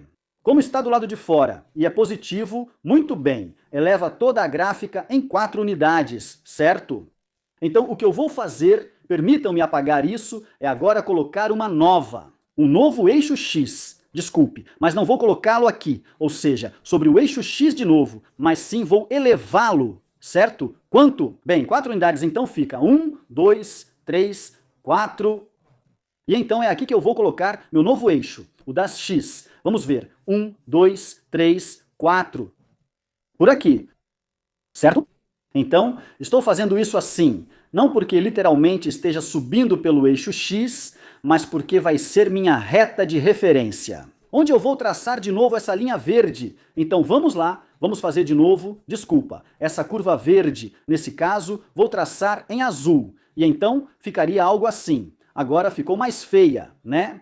Mas tudo bem, essa aqui já seria f de x, igual a e elevado a x, mais 4. Ok, agora sim, o domínio dessa função que eu tenho é exatamente o mesmo que o dessa função aqui, porque, insisto, isso aqui em cima realmente não afeta o domínio. E como a gente encontrava isso? De novo, o que a gente tinha que fazer era ir para a nossa escada e ver a partir de onde. Aí já começamos a ver a função. Nesse caso, como vocês podem perceber, eu começo a ver a função a partir do 4 certo, ou aqui eu já começo a ver, mesmo sem tocar, a partir daí eu já começo a ver. Até onde? Até o infinito, pois posso continuar subindo. Se olho para a direita ou para A, vejo a curva igual, né? Aqui é para a direita. Teria que ser esse intervalo que vai de 4 até o infinito. No infinito, sempre vamos colocar parênteses, mas pensem no 4. O que eu coloco? Parêntese ou colchete? Lembrem-se que parêntese é quando não toca, e colchete é, desculpa, parêntese é quando não toca, e colchete é quando toca. Nesse caso, então, vamos colocar um parêntese. Por quê? Porque não toca, então coloco parêntese, coloco o 4, coloco vírgula, coloco infinito e também coloco parêntese. Esse é o intervalo correto. Então a resposta certa é a alternativa B, certo? Pronto, essa seria a resposta correta. Pronto, terminamos. Olhem aqui novamente, vocês poderiam ter discriminado algumas coisas, porque já tinham um pouco de experiência com o que acabei de falar para vocês. Não, porque se vocês sabem que subiu 4 unidades, então isso não fazia sentido. Também não fazia sentido, esse 1/4 agora também não fazia sentido que fosse 1/4. E ainda com colchete, então a única que podia fazer sentido era a alternativa B. Mas, evidentemente, é preciso saber o que eu já estive comentando para vocês, né? Muito bem, vamos continuar então e vamos para o exercício número 56. Diz: o ponto médio do segmento que une os pontos A, 2mm mais 1 e B, 2mm menos 1 é. Vejam, neste caso, como estamos falando de segmentos, quero que percebam que este valor e este valor são exatamente iguais. O que isso quer dizer, então? Que se eu digo que em relação a x, este ponto tem coordenadas 2m, algo não me importa. E este ponto em relação a x também teria que ter coordenadas 2m, alguma coisa, certo? Agora, se eu quero encontrar o ponto médio, esse ponto médio em relação a x também tem que estar em 2m, alguma coisa, certo? E nesse caso, o único que tem o 2m no início é a alternativa C. Pronto, terminamos. Ou seja, necessariamente tinha que acontecer que o ponto médio também tivesse um 2m no início. Certo? Por quê? Porque esses dois também têm um 2m agora. Mas, como podemos ter certeza de que, por exemplo, de fato, o outro ponto, desculpe, o valor de y realmente seja m? Bem, podemos fazer isso de forma diferente. Por exemplo, algo que me ocorre fazer rapidamente é simplesmente uma média, não é? Ou seja, eu poderia colocar m mais 1 e somar com m menos 1. E isso tem que ser dividido por 2. Por que razão eu vou tirar uma média? Porque se eu tiro uma média, na verdade o que eu encontro é o número que está no meio. Então é isso que eu vou fazer. Então somamos m mais 1 mais m menos. 1 aqui, os 1 se cancelam e sobra. 2, isso dividido por 2, os 2 se cancelam. Ou, bom, 2 dividido por 2 dá 1 e só sobra m. Portanto, como vocês podem perceber, se sobra 2mm, já era. É tudo o que eu preciso fazer. Simples, né? Vamos lá, continuando, vamos para o exercício número 57. Qual das seguintes retas tem o mesmo valor de abscissa em relação à origem que a reta? Y menos 4x mais 1 igual a 0. Vamos ver nesse caso, permitam-me fazer rapidamente um plano cartesiano, porque preciso que vocês entendam bem antes de eu passar a receita do que vou fazer. Eu poderia simplesmente dizer para vocês fazerem isso, mas preciso que entendam o que estamos fazendo. Vou traçar uma reta, por exemplo, esta aqui. É importante que vocês lembrem que esse eixo se chama eixo das abscissas, certo? E este se chama eixo das ordenadas. Além disso, também este ponto, ou seja, onde cruza o eixo das ordenadas. Vocês concordam comigo que se chama ordenada na origem? Isso diz algo para vocês. Com certeza, não é? Esta é a ordenada na origem. Neste ponto, vocês vão concordar comigo que x é igual a zero, ou seja, não sei quanto vale Y, mas x vale zero, certo? Neste ponto, agora, neste ponto, eu tenho certeza de que de que o quê, pois que i vale zero certo. Por qual razão? Pois, porque aqui seria algo vírgula zero porque está sobre o eixo. Bom, acontece que esse problema está se referindo justamente a este ponto. Vejam, diz, qual das seguintes retas tem o mesmo valor de abscissa em relação à origem? Vejam, o mesmo valor de abscissa em relação à origem. Ou seja, está se referindo justamente a este ponto, onde cruza o eixo x. É isso a que está se referindo. De quem? Bem, dessa reta, então, o que eu tenho que fazer? Então eu vou para a minha reta. E eu tenho que igualar a zero alguém. A quem? Bem, ao i, porque eu quero encontrar isso que está aqui. Ou seja, esse pontinho, então vamos lá, vamos fazer isso. Nesse caso, então ficaria x, mas eu vou trocar por um zero. Menos 4x mais 1 é igual a zero. E aí é só isolar o x daqui. É fácil, né? Esse mais 1 vai passar como menos 1. Então fica menos 4x igual a menos 1. E daqui a gente isola esse 4, esse menos 4. Desculpa, passando ele dividindo, então ficaria menos 1 dividido por menos 4. E bom, como menos dividido por menos é mais. Então x é igual a 1/4. Isso quer dizer então que, bom, até vou tirar isso daqui para não confundir vocês.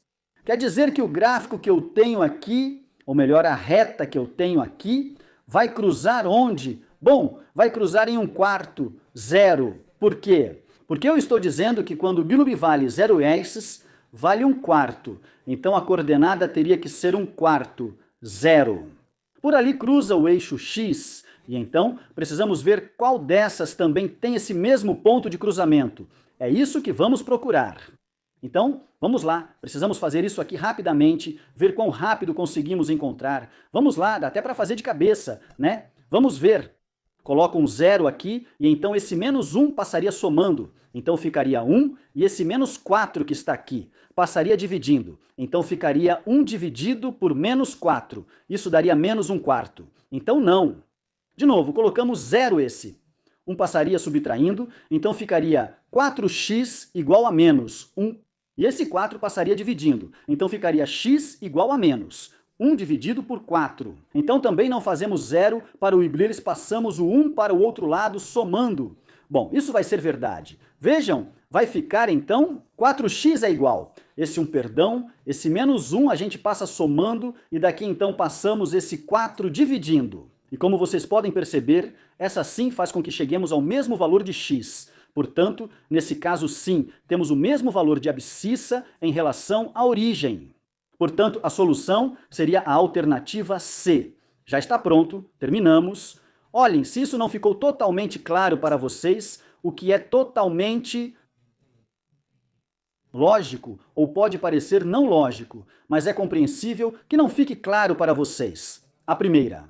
De qualquer forma, eu recomendo que vocês procurem aqui mesmo no YouTube por curso completo de Geometria Analítica Gragera. Tudo isso, curso completo de Geometria Analítica Gragera, e vai aparecer um curso. Me parece que são ao todo 67 vídeos, onde já organizei tudo. Ou seja, desde generalidades, equação da reta, equação da circunferência, da elipse, da parábola, da hipérbole, etc. Já tenho tudo para que vocês aprendam de verdade, em detalhes, tudo sobre geometria analítica. E é que, na verdade, os problemas de geometria analítica são os que podem causar mais conflito nos alunos nesse tipo de exame. Acho que até mais que cálculo, pois cálculo nem é tão complicado. Bem, então vamos para o exercício número 58, que diz: a distância do ponto menos 1 ao a reta, dada pela equação menos 3x mais 4 e menos 8 igual a zero. Vejam, por exemplo, este. Nesse caso, vocês precisam obrigatoriamente lembrar de uma fórmula aqui. Nesse caso, eu vou colocar para vocês, mas é importante que saibam de cor. A fórmula diz que a distância é igual ao valor absoluto de ax1 mais b/1. Bom, esse é um 1 e mais c, fechamos o valor absoluto. Deixem-me cortar um pouco mais essa reta. Bom, isso vai ser dividido pela raiz quadrada de a ao quadrado mais b ao quadrado. Bem, de onde vem tudo isso? Pois é muito simples. Lembrem-se que a equação da reta, em sua forma geral, tem a seguinte forma: ax mais by mais c igual a zero. Então, como vocês podem perceber, eu já tenho quanto vale A, quanto vale B e quanto vale C, certo? Agora, de onde eu tiro o x1 e o y1? Pois aqui estão, vejam, este ponto, ou seja, ele tem coordenadas x1 e 1, portanto, já tenho tudo, né? Então, simplesmente, vamos substituir. Então, fica que a distância é igual ao valor absoluto. De quem? Pois de A, que é menos 3, vou colocando que multiplica x, 1, que é menos 1, mais b vezes ícaros. Bom, b vezes ibras. 1 é 4. Então, aqui coloco o 4 vezes e 1, que é 1. E a isso vamos somar c, mas c é igual a menos 8.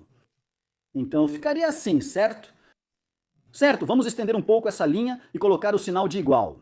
Ah, desculpa, e faltava fechar o valor absoluto. Agora isso vai ser dividido pela raiz quadrada de a ao quadrado mais b ao quadrado.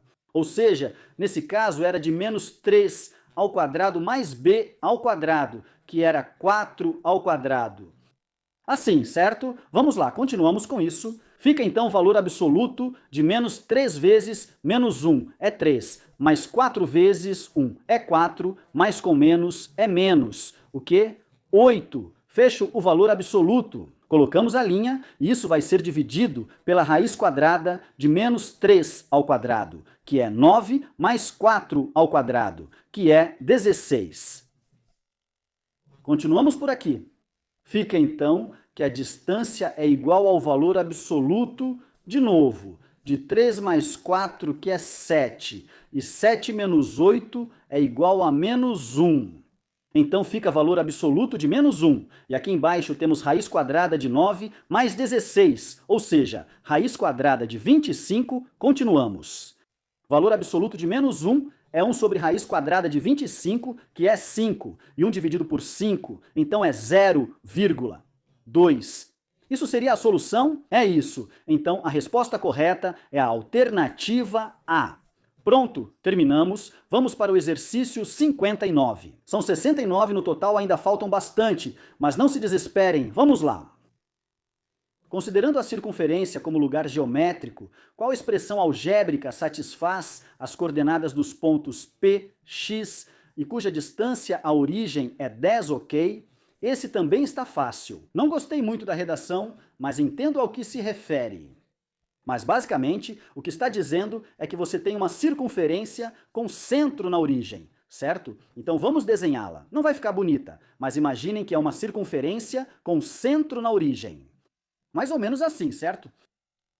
E está dizendo qual dessas satisfaz que as coordenadas dos pontos x e y tenham uma distância até a origem de 10, ou seja, que daqui até aqui seja 10. Como vocês podem perceber, essa distância, na verdade, é o quê? É o raio, não é? Vou pedir que me digam logo quanto vale o raio ao quadrado. É 100, certo? Por que estou perguntando isso?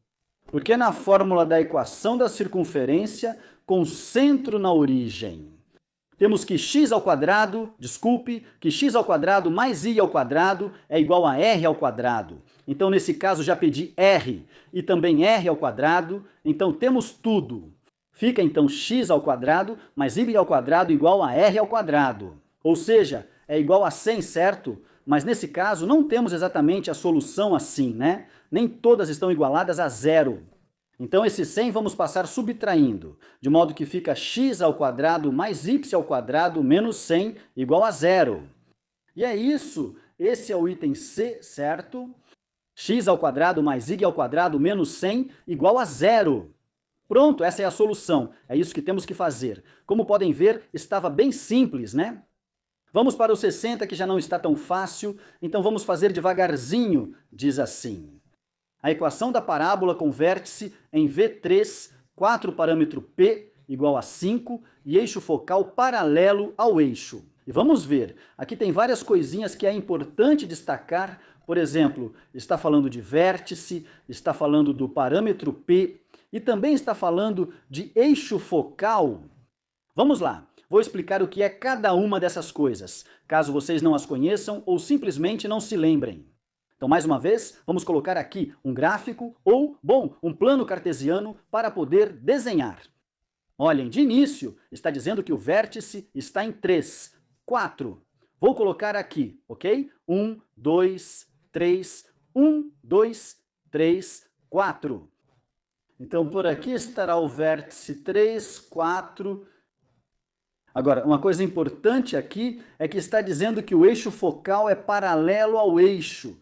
E o que isso implica? Isso implica que temos uma parábola que é vertical. Por que eu digo isso? Porque o eixo focal, na verdade, é uma linha que passa pelo vértice e pelo foco. Então, se o vértice estivesse por aqui, desculpe, se o foco estivesse por aqui, então o eixo focal seria assim. Agora, se o foco estivesse, por exemplo, por aqui, deixe-me mudar, por exemplo, por aqui.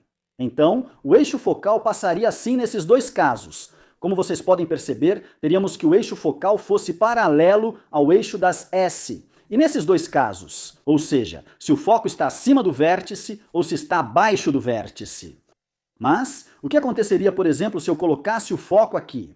Nesse caso, o eixo focal não seria paralelo ao eixo dos hipos e sassom nossos, e, portanto, necessariamente, de acordo com os dados que o problema está fornecendo. Necessariamente, o foco tem que estar ou acima ou abaixo do vértice. Para quê? Para que o eixo focal possa ser paralelo ao eixo dos iximais. Né? Vocês estão acompanhando isso, certo? Perfeito. Agora está dizendo que o parâmetro P é 5. Vamos ver o que é esse parâmetro P? Bem fácil. O parâmetro P é a distância que existe do vértice ao foco. Atenção, aqui o sinal importa. É a distância do vértice ao foco. Não do foco ao vértice, do vértice ao foco. Se ele está dizendo que esse parâmetro vale 5, então quer dizer que está para cima. Se dissesse que o parâmetro P vale menos 5, então aqui sim seria para baixo. Nesse caso, então temos que acima do vértice, ou seja, 5 unidades acima, vai estar o foco. 1, 2, 3, 4, 5. Então por aqui temos o foco pronto. Agora sim, já com essa informação, podemos traçar nossa parábola. Lembrem-se que nas parábolas, sempre a parábola, vou dizer assim, envolve o foco. Então teria que ser assim, certo? Bom, essa informação que acabei de dar realmente só serviu para eu saber que se trata de uma parábola que é vertical. Realmente dava na mesma se ela ia para baixo ou para cima, mas eu precisava saber que era vertical. Por que eu preciso saber disso? Ah, bom, porque eu vou mostrar para vocês a seguir a equação da parábola, mas vertical. Nesse caso, então, vamos colocar desculpa. Em seguida, colocamos x menos h ao quadrado igual a 4p, que multiplica a x menos k. Esta aqui já é a equação vertical da parábola. Ok. Quando não temos o vértice na origem, nesse caso, temos o vértice em qualquer ponto do plano.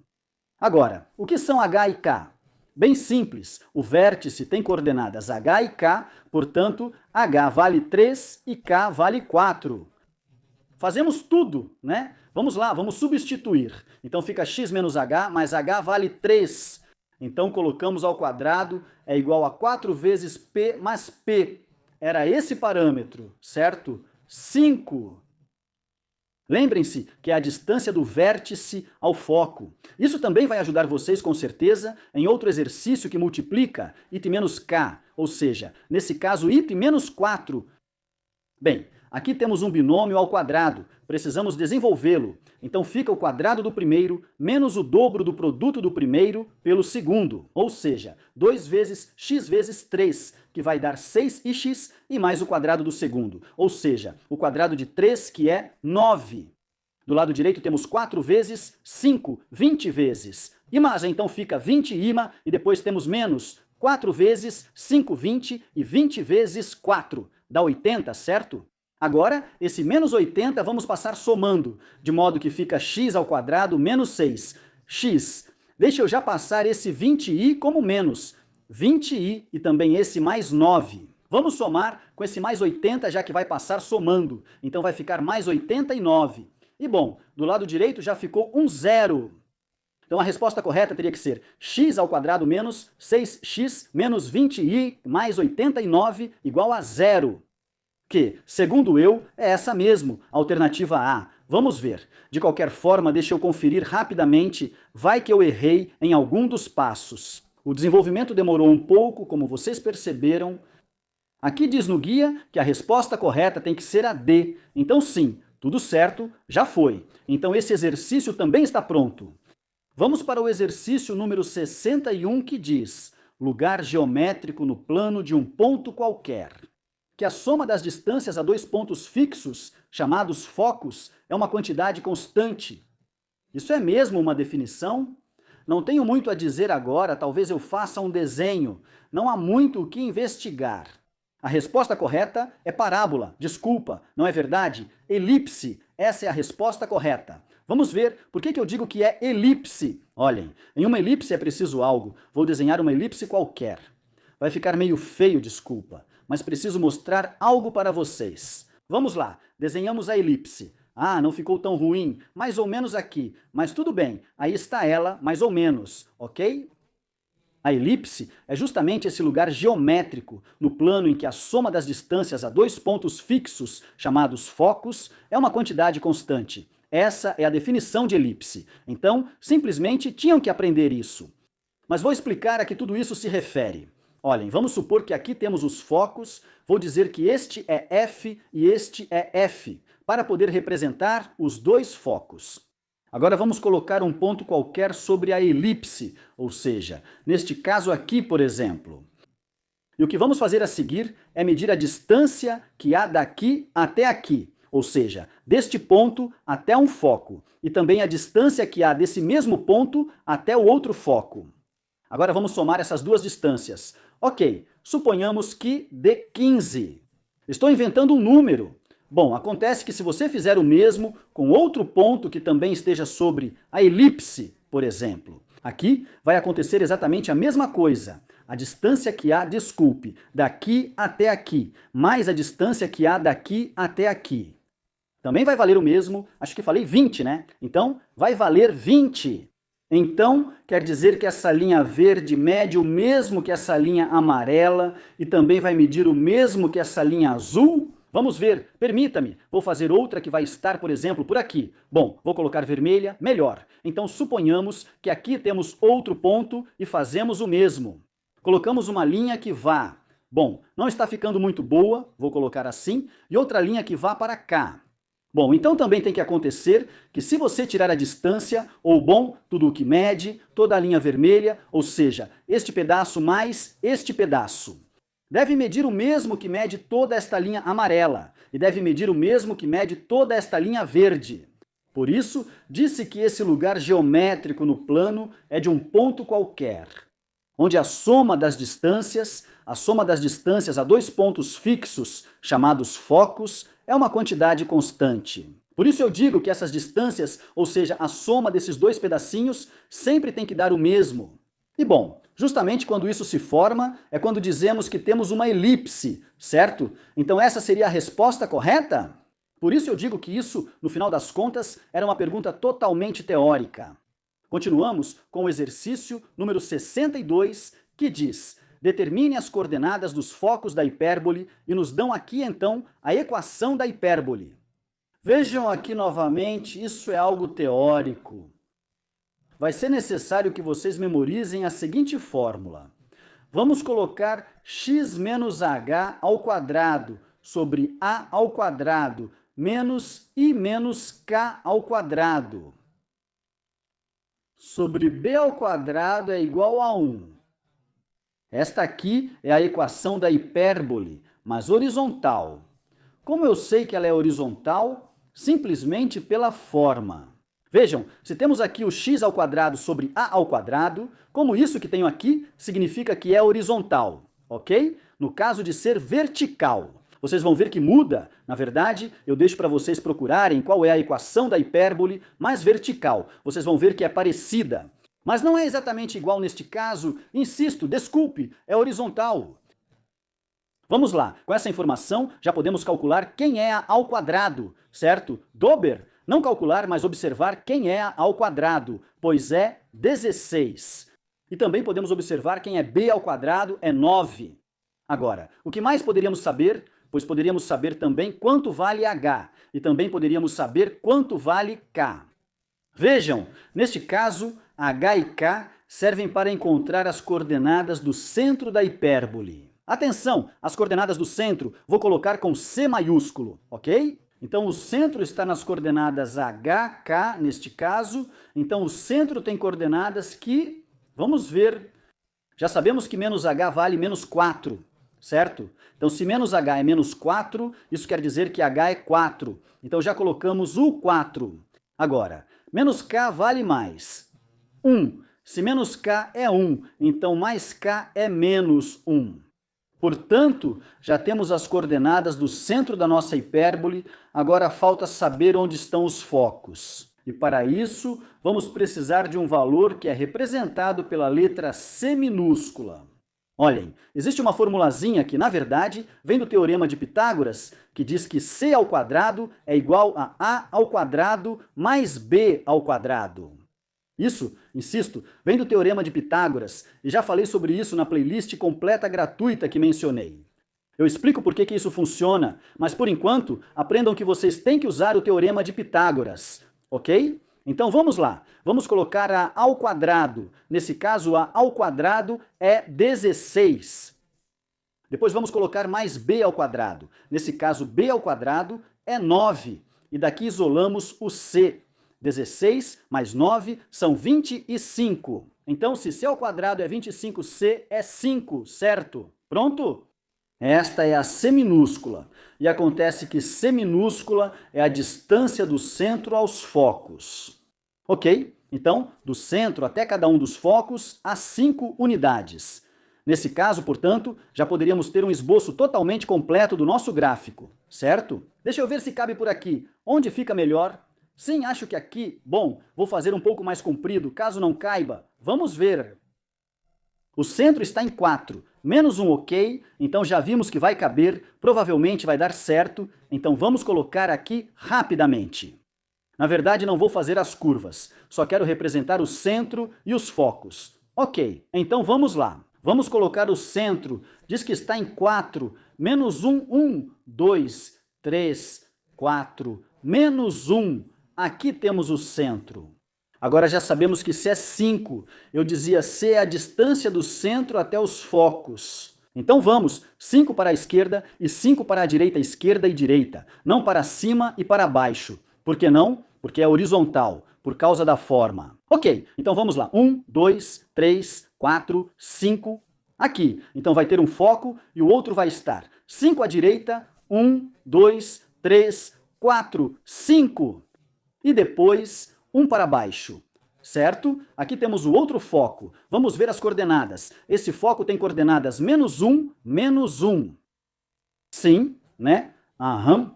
E esse tem coordenadas, bom, para cá eram 4 e para cá eram 5. Então seria 9, menos 1, certo? 9, menos 1. E então qual é a resposta? Vai ser menos 1, menos 1. Está certo? A alternativa está pronta?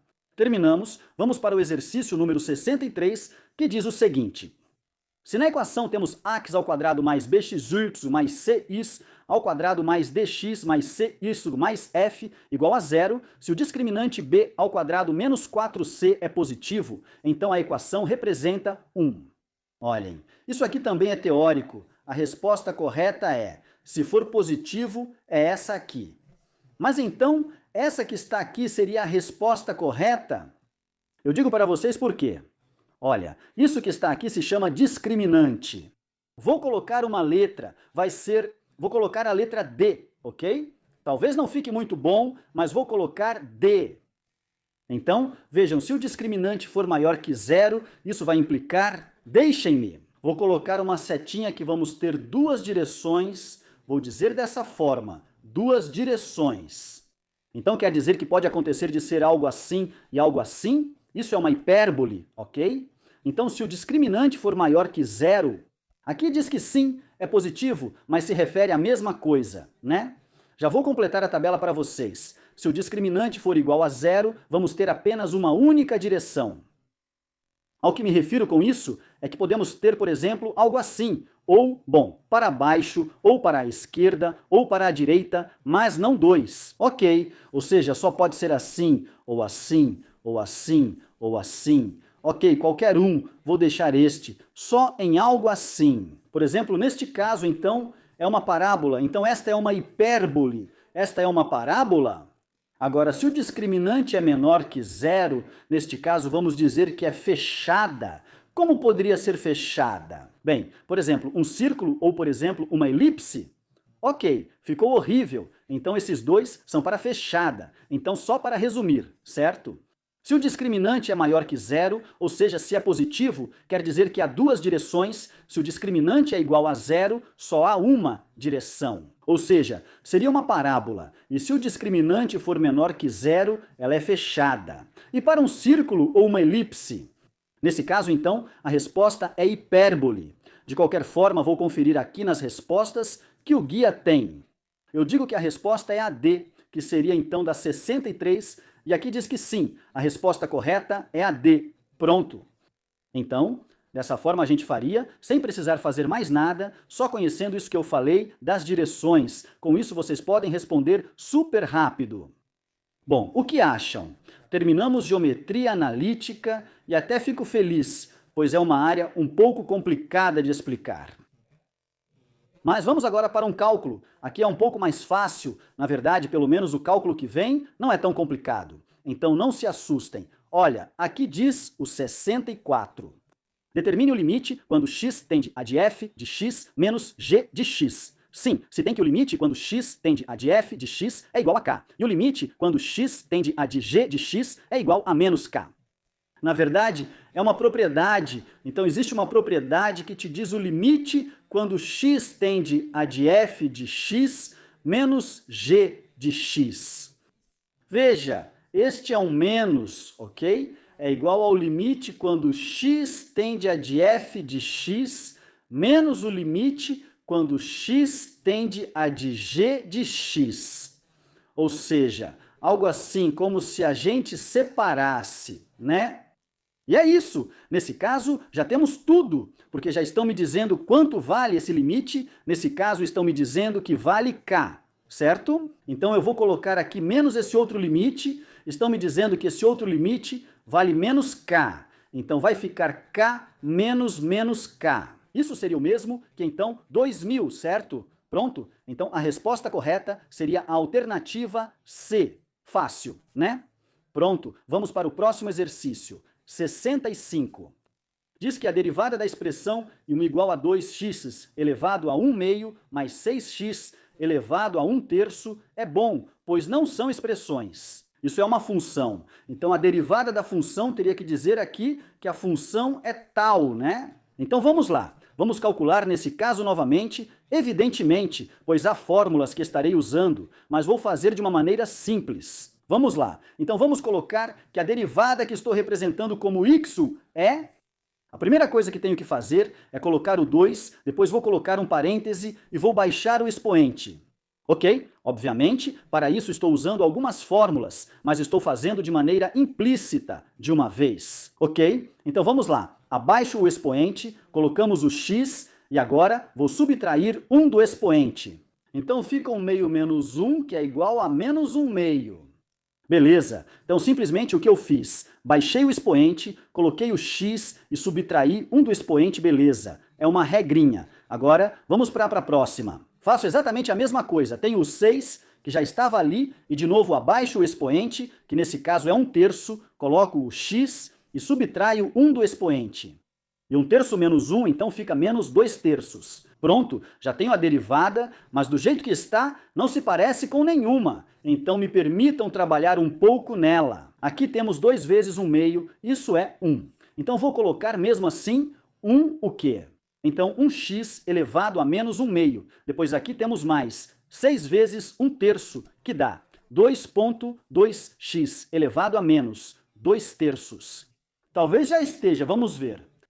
A primeira, bom, não é verdade. A segunda, não, porque tem expoentes positivos. A terceira, bom, não, porque tem aqui alguns negativos. Então tem que ser esta. Mas reparem que ainda não está exatamente igual. Não está exatamente igual, porque aqui já passaram. Essas potências que tinham expoentes negativos já foram mandadas para baixo. Então, como eu mando elas para baixo? Então eu coloco 1, e isso, como tem um expoente negativo, eu posso colocar aqui embaixo, mas já com o expoente positivo. Aqui faço o mesmo, coloco o 2, e isso que está aqui eu já posso colocar, mas embaixo, já com expoente positivo. E agora sim está igualzinho, né?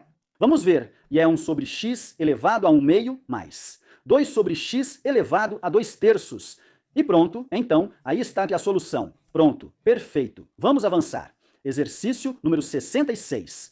Diz que a derivada de y é igual ao logaritmo natural de x ao quadrado mais 5. Bom, aqui também vocês deveriam lembrar que existe uma formulazinha. Essas vou colocar para que possam calcular a derivada do logaritmo. Então eu vou colocar a derivada, deixem eu colocar em vermelho, a derivada em relação a x do logaritmo natural de v. Eu vou escrever assim, é igual... vai ser a derivada de b, deixem eu colocar com uma aspa sobre v. Ok, isso é o que temos que fazer, vamos colocar a derivada de b sobre v, ou seja, nesse caso isso seria v, certo? Vejam, isso é o logaritmo natural que chamo de v. Então, segundo a fórmula que mostrei, preciso fazer o seguinte. A derivada dessa função teria que ser a derivada de v, ou seja, a derivada de x ao quadrado mais 5, que seria a derivada de x ao quadrado. É 2x mais a derivada de 5, que é 0, ou seja, só me resta 2x, certo? Isso tem que ser dividido por v, ou seja, por isso aqui, que nesse caso continua sendo x ao quadrado mais 5. Caso seja possível simplificar, eu simplifico, mas nesse caso não dá. Então essa já seria a derivada. Então a resposta correta é a que está na alternativa. De verdade, já está. Então, simplesmente lembrem-se. Se vocês estiverem calculando a derivada do logaritmo natural de alguma coisa, então você vai colocar a derivada dessa coisa sobre a própria coisa. É isso que você tem que fazer, por isso eu digo, é a derivada dessa coisa, dividida por essa mesma coisa, ok? E é isso. É só isso que você precisa para derivar o logaritmo natural de qualquer função. A inclinação da tangente à curva f de x igual a e elevado a 3x no ponto P0, vírgula 1 é igual a... Veja, aqui eles estão basicamente te dando a definição de derivada, não é? Ou seja, geometricamente, a derivada é a inclinação da reta tangente a uma curva em um ponto dado. Essa é a definição de derivada do ponto de vista geométrico. Então, o que eu teria que fazer? Então, derivar essa função aqui, certo? Mas para poder derivá-la novamente, precisamos lembrar qual é a fórmula para derivar a função i elevado a v. Vou colocar ela aqui também para vocês. Vejam a derivada, vou mostrar assim. A derivada em relação a x de i elevado a v, ou seja, não i elevado a x. I elevado a v é igual a e elevado a v, vezes a derivada de v em relação a x. Permita-me, vou colocar v, ok? Embora eu devesse usar a mesma notação, mas só para que fique claro, vou colocar assim mesmo. Vezes a derivada em relação a x, somente de v, é isso que eu tenho que fazer. Então vamos lá, vamos derivar, nesse caso, v seria, ou melhor, v é tudo isso. Deixa eu colocar aqui, v é 3x, ok? Então vamos lá, vamos derivar, fica f de x igual a, primeiro diz para colocar i elevado a v, ou seja, colocar tudo. Então vamos colocar i elevado a 3x. E depois temos que multiplicar isso pela derivada em relação a x, somente da própria v, ou seja, somente do 3x. E qual que é a derivada em relação a x de 3x? É 3, certo? Ou seja, vai ficar apenas 3 vezes e elevado a 3x, essa seria a derivada da função. Agora está pedindo para encontrar a inclinação da reta tangente à curva? Neste ponto aqui, o que temos que fazer é derivar. e depois vamos avaliar aqui. Ou seja, quando x vale zero, porque é justamente o valor de x nesse ponto, então eu vou calcular. Ou, bom, vou avaliar a função em zero. De tal maneira que fica assim, φ de zero é igual a 3 vezes e elevado a, a 3 vezes zero. Isso seria então 3 vezes e elevado a 3 vezes zero, que é zero. Isso seria o mesmo que 3 vezes e elevado a zero. Mas é a zero, desculpe, é igual a 1. Isso seria o mesmo que 3 vezes 1, mas 3 vezes 1 é 3. Então é isso. A resposta correta é a que está na alternativa da doma. Pronto, terminamos. Vamos para o próximo 68, diz o seguinte. Bom, vamos continuar. De integrais, a integral de cosseno de 8x em relação a x é igual a.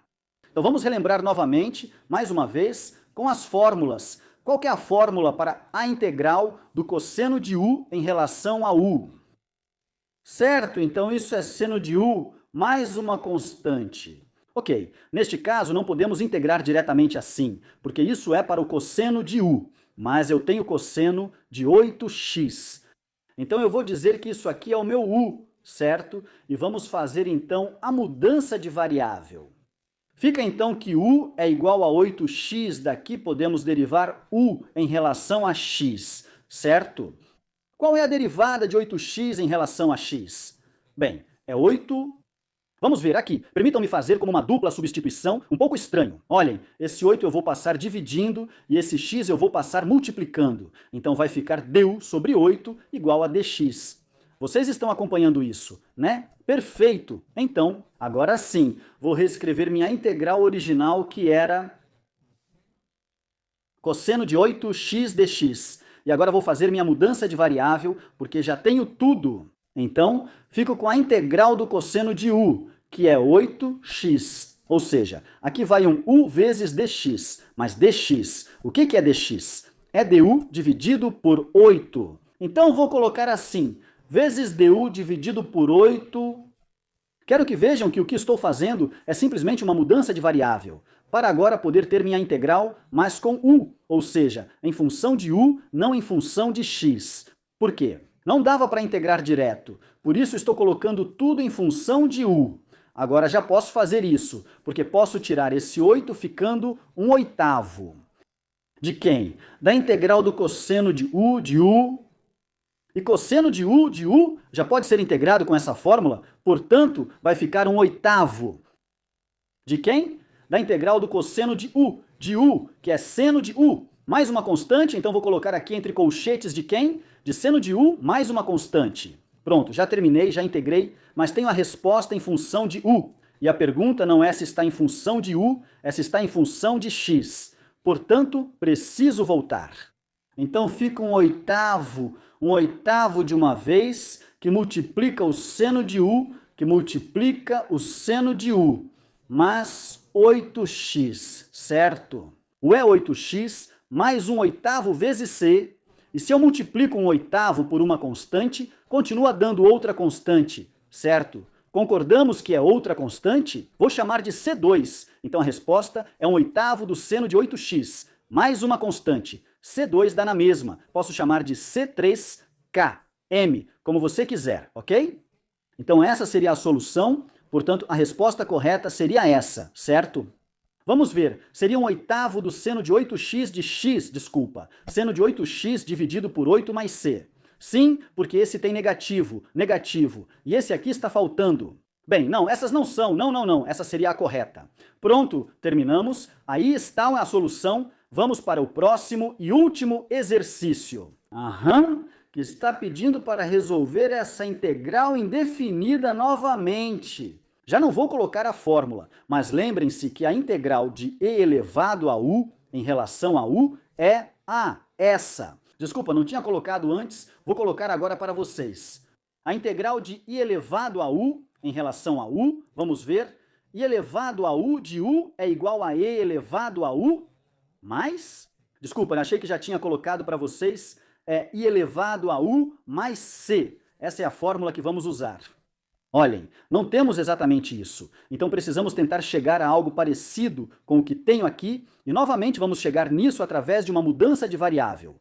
Neste caso, vou dizer que tudo o que tenho aqui em cima é u, ou seja, x ao quadrado mais 4x mais 3 é u. Então vou colocar aqui, u é x ao quadrado mais 4x mais 3. Derivamos u em relação a x, e então fica, a derivada de x ao quadrado é 2x, mais a derivada de 4x é 4.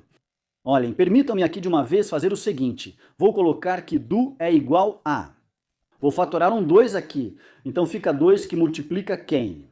Bem, 2 vezes quem para me dar 2x, pois, por x. Mais, 2 vezes quem para me dar 4, pois, por 2, certo? Vejam, estou fatorando este aqui, ok? Agora, este x eu vou passar para cá. Então, ficaria assim. Então, de u é 2 vezes x mais 2 vezes dx. Por que estou fazendo tudo isso? Porque vejam que eu tenho isso aqui. Aqui eu tenho x mais 2dx, que é isso. Só falta um 2. Mas o que você acha? Eu vou colocar, ou seja, vou colocar um 2 aqui, ok? Ou seja, vou multiplicar toda a minha integral por 2, mas se eu multiplico toda a minha integral por 2, então também teria que dividir por 2, ok? É a mesma coisa que multiplicar por 1/2 para que a integral não mude. Agora estou fazendo tudo isso. Porque veja que 2x mais 2dx, ou seja, entre isto e isto que eu tenho aqui, entre esses dois, já formam o du. Veja, 2 vezes mais 2dx. Tudo isso é du. Portanto, já posso fazer minha mudança de variável. Vamos ver o que sobrou, pois esse 1/2 eu não estou usando, então vou colocá-lo. Então fica 1/2 da integral de quem? De e, que está aqui. Até o quê? Até u. Tudo isso era u. Por quem? Por du.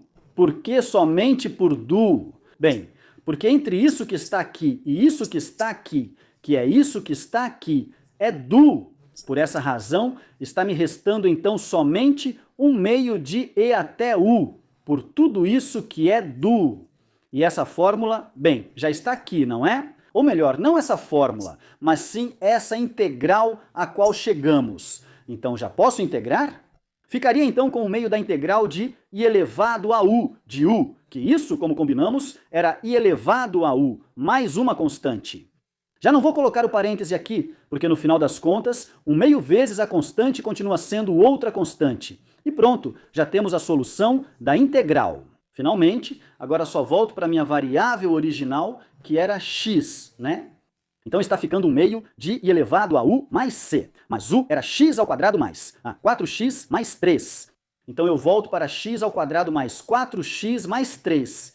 E bom, finalmente mais uma constante, essa que está aqui, já será a solução. Isso é, qual a alternativa? 1/2 de i elevado a x ao quadrado, esse, certo? Pronto, já está. Vamos ver os outros? Não, né? Vamos ver, vamos ver. Este não tem 1/2, este tem um negativo. Tem negativo. Sim, essa é a resposta correta. Pronto, com isso terminamos. Se vocês gostaram deste vídeo e ele foi útil para vocês, por favor, inscrevam-se no canal. De verdade. Estou fazendo isso com muito prazer para poder apoiar todos vocês e, além disso, não quero que isso se torne um conteúdo pago. Então, isso é importante. Por favor, aí sim eu peço que me apoiem, que se vocês já aproveitaram este vídeo, estão estudando com este material, por favor, a única coisa que peço é que se inscrevam no canal. Aproveitando a confiança de vocês, peço que compartilhem este vídeo com quem possa se beneficiar. Despeço-me, sou Jesus Grageda Rosas. Até o próximo. Tchau.